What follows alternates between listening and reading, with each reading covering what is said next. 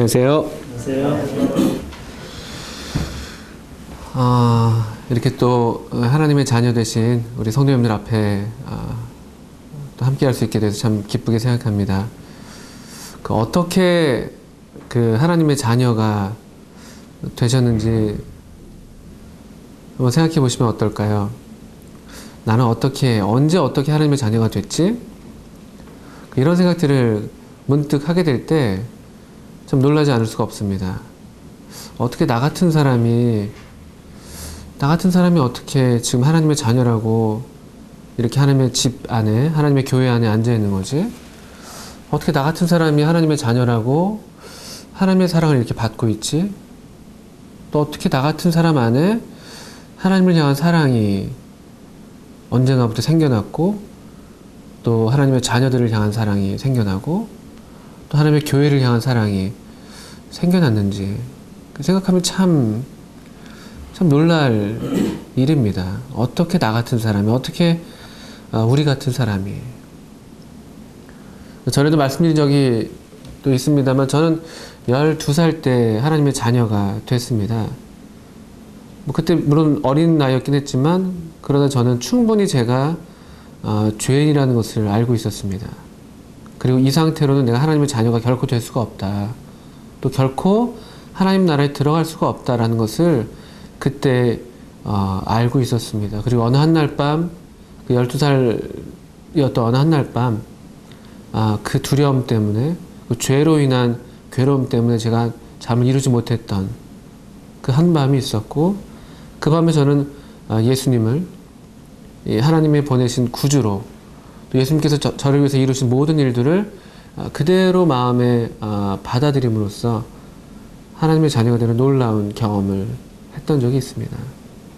그리고 그 이후로 지금까지 횟수를 대충 따져보니까 꽤 됐더라고요. 부끄럽게도 그 연수에 비해서 너무 성숙하지 못해가지고 참 부끄러운 마음이 있는데, 어떻든 참 그날 이후로 하나님의 자녀로 거듭나서 또 이제 하나님의 자녀로서 이렇게 살아온 그 시간들이 참 돌아볼 때, 또 지금 저 자신을 볼 때 많이 부족하지만 또 여전히 부끄럽지만 참 감사한 일이 아닐 수가 없습니다. 우리 요한일서 5장에서도 우리의 이 거듭남, 우리가 하나님께로부터 난 이야기로 요한일서 5장을 시작하고 있습니다. 5장 1절은 이렇게 얘기합니다. 예수께서 그리스도이심을 믿는 자마다 하나님께로서 난 자니. 어떤 사람이 하나님께로부터 난 자이냐? 어떻게 우리가 하나님께로부터 날 수가 있냐? 어떻게 우리가 거듭나냐 하는 문제인 것이죠. 여기는 전혀 우리 편의 어떤 행위가 우리 편에서 어떤 우리의 구원을 위해서 보탤 것이 하나도 없습니다. 다만 예수, 하나님의 아들 예수, 그분이 메시아다. 그분이 그리스도다. 그분이 유일한 구원자시다. 그분밖에 나를 구원할 사람이 없다. 나를 구원할 분이 안 계시다. 라는 그 절실하고도 확실한 믿음으로 그분의 이름을 부르고, 그분을 믿음으로 그분의 이름을 부르는 모든 사람들이 여기 하나님께로서 난 자라고 얘기하고 있습니다. 또 하나님께로서 난 자의 특징으로는 이렇게 또 이어서 말하고 있습니다. 또한 내신 이를 사랑하는 자마다 그에게서 난 자를 사랑하느니라. 내신 이를 사랑하는 자 누굽니까? 하나님. 하나님께서 우리를 낳으신 것이죠. 우리가 하나님께로서 낳았다고 바로 그 앞에서 얘기하고 있었는데, 이 하나님을 사랑하는 사람들, 이 하나님의 자녀된 사람들은 본성적으로 놀랍게도 하나님을 사랑하는 그런 새로운 본성을 얻게 됩니다. 전에는 우리가 하나님과 전혀 생명의 질이 다르기 때문에 하나님을 알 수도 없었고, 하나님을 사랑할 수도 없었고, 오히려 하나님과 원수된 그런 전혀 이질적인 존재였죠. 질이 다릅니다. 그런데 우리가 하나님께로서 난 이후로 성령께서 우리 안에 들어오심으로써, 하나님의 생명의 영이신 성령께서 우리 안에 들어오심으로써 생겨난 변화는 우리가 이 내신 분을 사랑하게 되는 것. 누가 말하지 않아도, 누가 시키지 않아도 이 하나님을 향한 추구, 하나님을 더 알고 싶고, 하나님을 더 사랑하고 싶고, 또 섬기고 싶은 우리의 그 마음의 소원들이 우리가 원하지도 않았는데, 우리가 의도하지 않는데도 그와 같은 것들이 생겨나는 것이죠. 그리고 이 내신 이를 사랑하는 이 본성적인 이 하나님의 생명에 속한 이 사랑은 어디로 또 이어지냐면은 그에게서 난 자를 사랑하느니라. 하나님의 생명으로 거듭난 하나님께로서 난 자들의 특징이 이와 같습니다. 오늘날 많은 사람들이 하나님을 안다고, 하나님을 믿는다고, 또 자기 자신이 구원받았다고, 거듭났다고 얘기합니다. 너무나 많은 사람들이 있습니다. 그런데 무엇이 참으로 하나님의 생명의 특징입니까? 하나님을 사랑하는 그 사랑. 그리고 자연스럽게 이 하나님의 성품을 따라서 자연스럽게 하나님의 자녀들을 향하는 사랑. 이것은 너무나 정상적인, 그냥 일반적인 그리스도인의 가장 기본적인 특성입니다. 사도 요한은 이것을 어떤 분별의 근거로 얘기하기보다는 이것이 우리에게 일어난 너무나 자연스러운 일이라는 것을 진술하고 있는 것이죠. 하나님께로서 난 자는 예수께서 그리스도이심을 믿는 자다. 다른 조건이 아니다. 그리고 내신 이를 사랑하는 자마다 그에서 난 자, 즉 형제들을 사랑한다는 것입니다. 이것이 4장 사실 21절에 계속 이어졌던 말씀이었죠. 하나님을 사랑하는 자는 또한 그 형제를 사랑할지니라. 하나님을 사랑한다고 하면서 형제를 미워한다. 거짓말하는 자다. 있을 수 없는 일이다. 그렇게 얘기를 하고 있는 것입니다. 단순한 원리인 것이죠. 많은 믿음의 선진들이 이와 같은 고백을 해왔습니다. 성도들에 대한 지극한 사랑. 그게 어디로부터 오는 것입니까? 원래 그들이 그렇게 사람들을 사랑하는 사람들이었습니까? 아니요.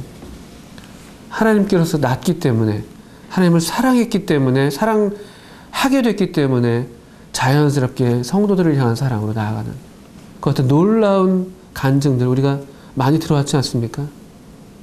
시간 가는 줄 모르고 함께 교제를 나누고 내 것을 하지 않고 어려운 성도들의 형편을 따라서 기꺼이 주머니를 열어서 내어주는 그런 간증들. 먼 길 마다하지 않고 어려운 일을 당한 형제들을 찾아가 위로하던 그런 이야기들. 근데 오늘날 이 생명이 희미한 시대인 만큼 이 사랑도 동일하게 희미한 것을 보게 됩니다.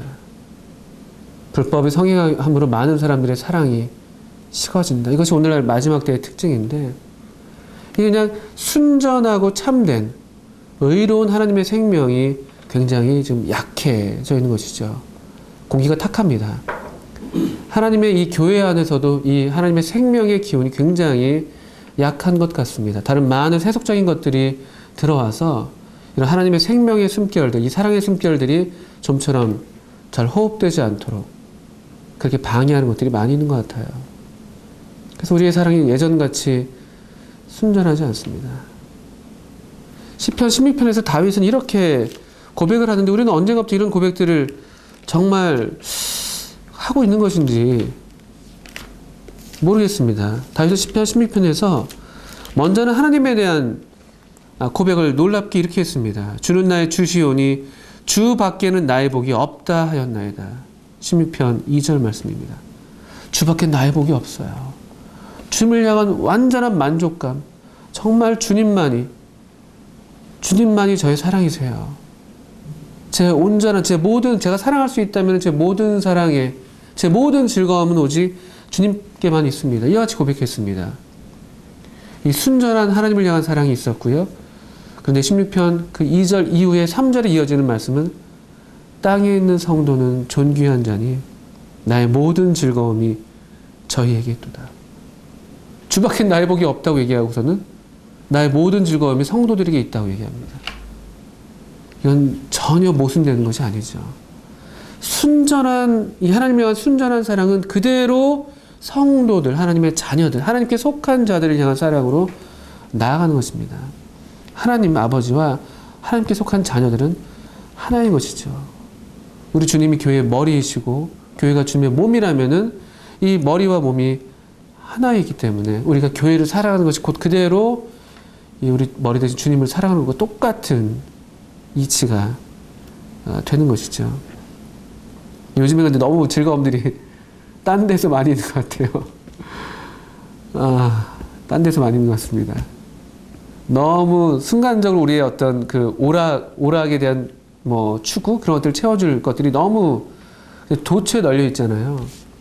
그러니까 즐거운 게 많아 보여요. 그러니까 정작 참된 즐거움의 근원, 참된 복의 근원인 하나님, 그리고 하나님께 속한 그분의 자녀들, 하나님의 교회, 그 하나님만이 주실 수 있는 근원적인 어떤 만족감에 대한 입맛을 자꾸 잃어버리고 있습니다. 고개를 들면은 재밌어 보이는 것들이 있고, 손을 뻗으면은 금방금방 잠깐 내 어떤 좀 뭐랄까 좀 가란 마음을 금방 채워줄 것만 같은 그런 것들이 도처에 널려 있다 보니까 그런 것들을 계속 대하다 보니까 입맛이 자꾸 잃어지는 것이죠. 군것질 많이 해서 그냥 밥만 잃어버려가지고 뭐 제때 안 먹고 먹어도 그냥 현찮게 먹고 그러다 이제 비실비실 병나는 거죠. 그래서 오늘날 많은 저 자신의 모습도 그렇고 많은 경우에 우리가 생명이 있다는데 우리가 정말 하나님의 자녀라고 하는데 하나님 자녀로서의 이 생명의 특징들이 희박한 그런 위태로운 때를 우리가 살고 있지 않나 생각을 합니다. 내신 이를 사랑하는 자마다 그에게서 난 자를 사랑하는 것입니다. 늘 명심하십시오. 성도를 향한 사랑이 뭔가 지금 온전하지 않은 것 같다고 할 것 같으면요. 지금 하나님을 사랑하는 그 사랑에 지금 문제가 생겨 있는 것입니다. 교회 생활에 뭔가 불만이 생겨 있고 성도들을 만나는 게 피곤하고 짜증스럽고 특별히 어떤 성도는 굉장히 거북하고 이런 경우라면 우리가 얼른 다시 하나님께로 그 내신 분에게로 가야 하는 것이죠. 다시 그분과의 사랑의 관계를 회복하고 그분으로 만족해 할 때 그분이 사랑하시는 그 사람들을 우리도 함께 사랑할 수가 있고 그분이 기뻐하시는 그분의 사람들을 우리도 함께 기뻐하고 즐거워할 수 있습니다. 그런데 2절에 보시니까 요한일서 5장입니다.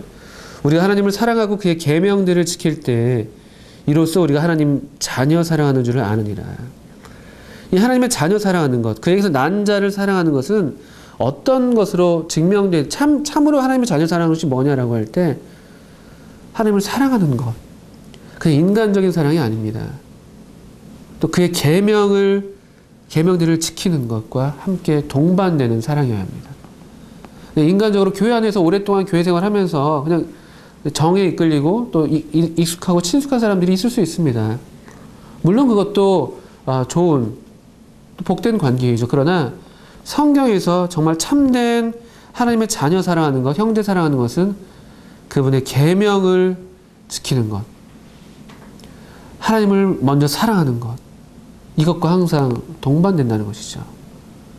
도리어 나와 가까운 형제가, 나와 가까운 자매가 하나님의 계명을 지키는 일에서 지금 멀어져 있는데 도리어 하나님을 불순종하고 있는데 그냥 인간적인 마음에서 나랑 친하니까 해서 그냥 그렇게 또 잘해주고 이런 것들이 그냥 다 하나님의 사랑이라고, 다 그것이 형제 사랑이라고 말할 수 없다는 것이에요.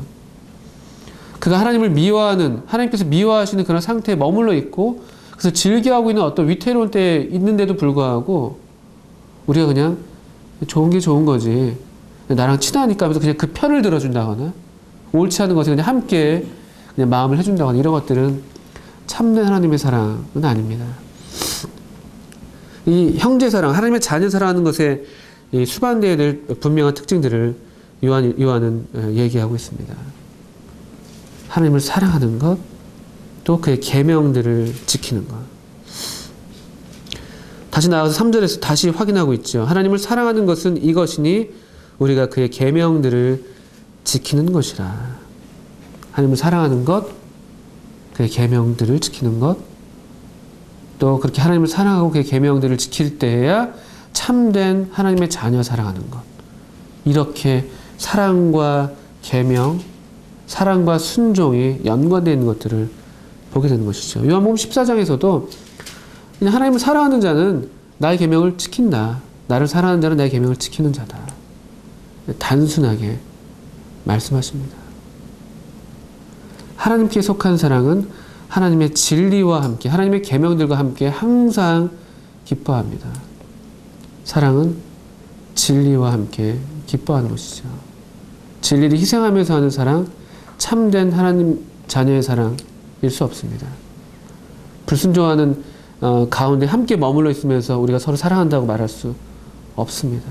어떤 때에는 참 인간적으로는 아프지만 그러나 이 친구의 통책이 숨은 사랑보다 나을 때가 있는 것이죠.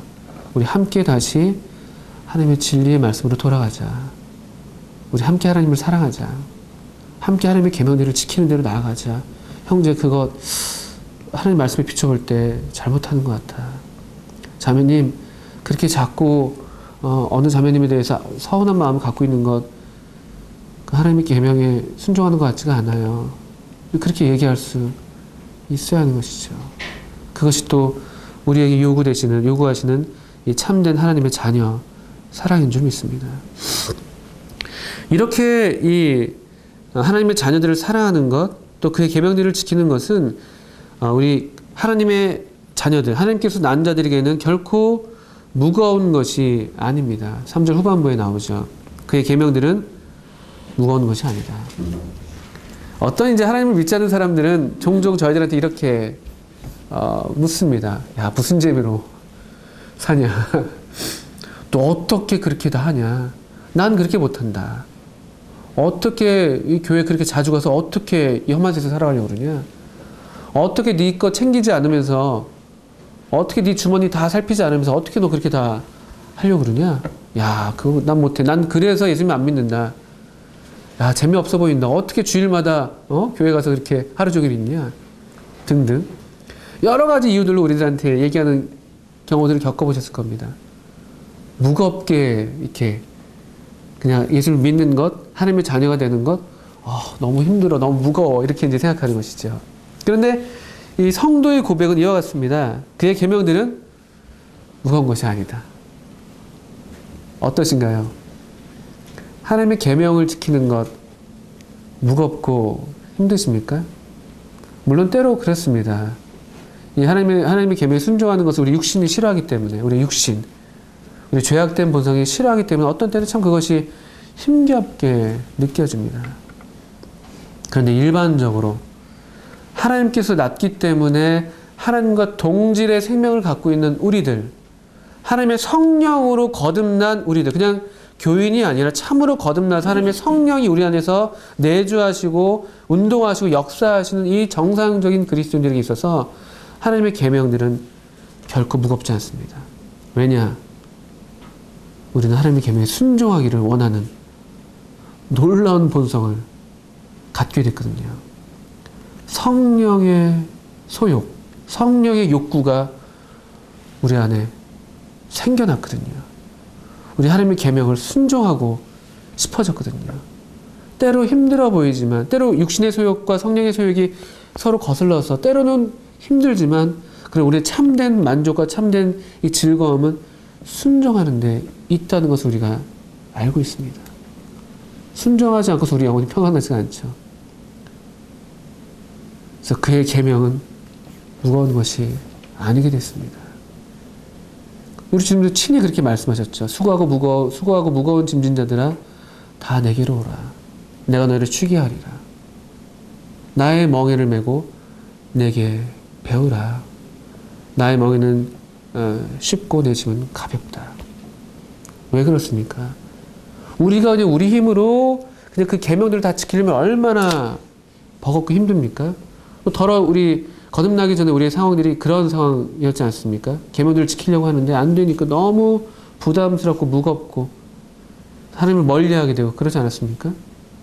근데 우리 하나님의 생명으로, 하나님의 성령으로 거듭난 이후에 이 짐인데 전혀 무겁지 않은, 왜냐하면 주님과 함께 하니까,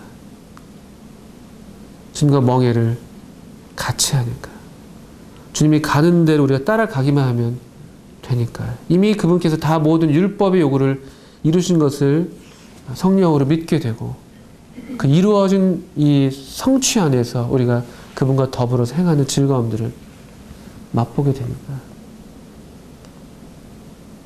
더욱 섬길수록 더 귀한 주님, 그런 찬송 가사가 있습니다. 주 내 맘에 오신 후에 주날 인도하시네 주께 내 맘 드린 후에 더욱 섬길수록 더 귀한 주님, 더욱 사랑할수록 주날 사랑해 매일 내 마음에 기쁨이 넘치네 더욱 섬길수록 더 귀한 주님. 우리 성도들의 이런 갈망, 이런 갈증, 전에 하나님을 알지 못하던 때의 갈증이 아니라 하나님을 알게 돼서 하나님을 맛보아서 그분의 선하심을 맛보아서 이제 우리 안에서 생겨난 그 갈증들이 있죠. 더 맛보고 싶고 더 순종하고 싶고 그 계명들에 더 따르고 싶고 그런 본성이, 그런 새로운 본능이 우리에게 생겨났습니다. 또 왜 그의 계명들은 무거운 것이 아니냐라고 할 때 4절에서 대저 하나님께로서 난 자마다 세상을 이기느니라. 우리말에서는 대저라고 번역하고 있지만 그 때문에라고 번역하는 것도 좋습니다. 이를테면은 그의 계명들은 무거운 것이 아니로다. 왜냐하면 하나님께로서 난 자마다 세상을 이기기 때문입니다. 이렇게 번역되는 것이 좋은 번역이라고 합니다. 왜 계명들이 무겁지 않냐? 또 왜 계명들을 우리가 무겁게 느끼냐? 세상 때문에 그래요. 세상이요. 우리 요한에서 2장에서 봤던 것처럼 우리의 육신과 우리의 안목과 우리 어떤 이 이생에서의 자랑을 계속 부추기는, 우리 육신을 계속 자극하는 그 세상이 있지 않습니까? 근데 우리가 하나님께서 낳기 때문에 세상을 이겼다는 거죠. 그렇기 때문에 이 하나님의 계명들이 우리한테 무겁지 않다는 것입니다. 세상을 이긴 이김은 이것이니 우리의 믿음이니라. 세상을 이긴 이김이라고 할 때는 부정과거 시제가 사용됐습니다. 단회적인 사건이었던 거죠. 전에 한번 분명한 승리의 사건이 있었던 것입니다. 그리고 앞서서 4장 전반부에 세상을 이기느니라 라고 할 때는 현재형의 동사가 사용됐습니다. 이 2000년 전 십자가에서 완전하게 세상의 권세 잡은 자를 패퇴시키신 이 주님의 승리가 있었고, 이제 우리가 그 승리 안에서, 그분을 믿는 믿음 안에서 우리가 이제 날마다 이기고 있다는 그 같은 진술이에요. 이겨라 라고 지금 명령하는 것도 아니고, 그건 그냥 우리 안에서 정상적인 그리스도인의 삶 가운데서 일어나고 있는 하나의 그냥 명백한 사실로서 말씀하고 있는 것입니다. 그게 우리가 지금 경험하는 매일의 삶입니다. 때로 우리가 실패를 경험하기도 합니다. 이것이 나한테 이루어지지 않은 것처럼 느껴질 때도 있습니다만, 그러나 그렇지 않습니다. 전반적으로 정상적인 그리스도의 삶은요, 승리로 특징되어 있습니다. 이미 승리한 그 시점에서 우리의 생명은 시작됐기 때문에 그래요. 승리 안에서 살아가고 있기 때문에. 우리가 어떤 그 승리 안에서 이미 우리가 살고 있는 공기가 승리의 공기이기 때문에 이 승리가 너무 이렇게 잘 안 느껴져서 그렇습니다. 또 우리가 워낙에 성령님으로 말미암아서 죄에 대해서 더 예민한 것들이 생겼기 때문에 우리의 실수에 대해서 또 더 크게 느껴지는 것들이 있기 때문에 때로 우리가 이 승리가 마치 내 것이 아닌 것처럼, 나는 항상 패배하는 것처럼 그렇게 느낄 때가 있는데 아니에요. 하나님을 사랑하는 것이 승리입니다. 그래서 죄에 대해서 애통하고 있는 것이 바로 승리예요. 형제를 사랑하고 있는 것이 승리예요. 그분의 계명을 순종하려고 우리 마음을 드리고 있는 것이 하나의 승리의 표지인 것이죠. 세상을 이기면 이것이 우리의 믿음입니다. 하나님께서 난 우리들이 세상을 이깁니다. 예수께서 그리스도이심을 믿는 자마다 하나님께서 낳다. 이 예수께서 그리스도이심을 믿는 자들, 예수께서 하나님의 아들이심을 믿는 자, 바로 우리들은 이기는 자입니다. 이런 사람들이 아니면 세상을 이길 수가 없어요. 하나님께로서 난 자가 아니면요, 이 세상을 이길 수가 없습니다. 이길 의지도 없어요. 이길 능력도 없습니다. 하나님께로서 나지 않았다면요. 하나님께로서 난 자만이 이 세상의 이 어떤 힘의 법칙, 세상의 자연 법칙을 뛰어넘을 수 있는 초자연적인 법칙 아래에 살고 있는 것이죠. 사도 바울은 이것을 가리켜서 생명의 성령의 법이 죄와 사망의 법에서 우리를 해방하였다. 우리는 새로운 영역, 새로운 법의 이 지배하에서 살아가는 새로운 영역에서 살고 있는 새 사람들인 것이죠. 이 세상에 살고 있지만 이 세상에 속해 있지 않습니다. 이 세상의 여러 법칙들이 우리를 계속 압박하지만 우리는 벌써 이 세상을 이겨서 이 하나님의 생명의 성령의 법으로 살아가고 있다는 것입니다. 이것이 예수께서 하나님의 아들이심을 믿는 자가 아니면 세상을 이기는 자가 누구냐. 놀라운 일이죠. 어떻게 이런 일이 생겼냐는 거예요. 어떻게 우리가 이와 같은 삶을 살고 있냐는 것이죠. 어떻게 우리 안에 이 하나님을 순종하는 마음, 순종하고 싶은 마음이 생겨났어요. 어떻게 우리가 세상을 멀리하고 싶은 마음이 생겨났습니까? 어떻게 우리가 우리의 몸을 죄의 병기로 드리지 않고 의의 병기로 드리고 싶은 그런 새로운 삶의 목적과 동기가 생겨났어요. 바로 이 믿음 때문에, 믿음으로 말미암아 하나님의 자녀로 거듭났기 때문에, 하나님께로서 났기 때문에, 예수께서 하나님의 아들이심을 믿었기 때문에, 그분이 이 세상을 이기셨고 우리 힘으로 이 세상을 이길 수 없기 때문에 그분이 오신 거잖아요. 그걸 믿는 것입니다. 예수께서 하나님의 아들이심을 믿는다라고 할 때 우리 힘으로 이 세상을 이길 수가 없어요. 그분이 오셔서 세상을 이기셨습니다. 세상의 가장 강력한 무기인 죽음을, 사망을, 죽음을 죽음으로써 물리치신 분이시죠. 참 놀라운 분이세요. 우리가 더 이상 이 세상에 대해서 세상에 매여 있을 필요가 없게 우리를 완전한 자유인으로 만들어 주셨던 것이죠. 사망에 대해서 우리가 그래서 이 세상에 대해서 또 이 세상의 가장 큰 무기인 이 사망에 대해서 우리가 담대하게 외칠 수가 있는 것입니다. 사망아, 너 이기는 것이 어디 있느냐? 사망아, 너희 쏘는 것이 어디 있느냐? 너희 이기는 것이 어디 있느냐? 너는 우리를 못 이겨. 세상아, 너는 우리를 못 이겨. 이런 믿음.